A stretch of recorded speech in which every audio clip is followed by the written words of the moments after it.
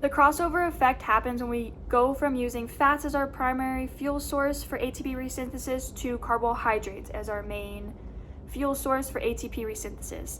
What happens is, as the intensity of our workout increases, we switch from using fats to carbs. Typically 0 to 65% intensity is when we really hone in on using our fat sources within our body, and we use fat as our primary fuel source for resynthesizing ATP, whereas when we're going to a higher intensity of 65 to 100, we're really using our carbs as our main fuel source to, again, resynthesize ATP so we can continue to keep our bodies working and continue to fuel it with energy, and so our muscles can keep contracting while we're working out. However, that 65% is not for everybody. Fitness, diet, workout routine, intensity of workouts all determine if that number is higher or lower. You really want to get that number or percentage higher to 70 to 75% or potentially greater if you can, because it is really beneficial to utilize fats for as long as you can over carbs, because not only do we have more fat stored in our body, but there's also more energy honed in fat.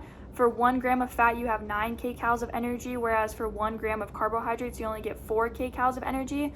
So the longer that we can utilize fat as our primary source of fuel for our body, the greater amount of energy we'll produce, which means the more ATP we can resynthesize and the longer we can keep our body functioning while we're working out.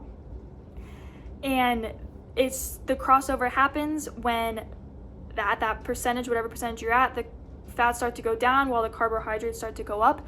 And it's important to note that even when we're at our most fat usage, like that 0 to 5% intensity, we're always going to be using a little bit of carbs. We're never going to be at 100% fat, 0% carbs. We're always going to be using a little bit of the other, so 95% fats, 5% carbs. It's never going to be 100% fats at that either. And again, that crossover happens when we go from fats as our main fuel source for ATP resynthesis to carbohydrates as our main fuel source for ATP resynthesis.